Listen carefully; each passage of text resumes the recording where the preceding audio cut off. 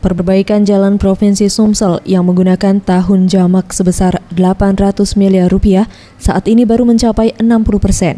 Anggaran tersebut digunakan untuk perbaikan ruas jalan Provinsi Sumsel di wilayah Jejawi, Kabupaten Oki, hingga ke arah lintas timur Jalan Tanjung Api-Api dan Belitang.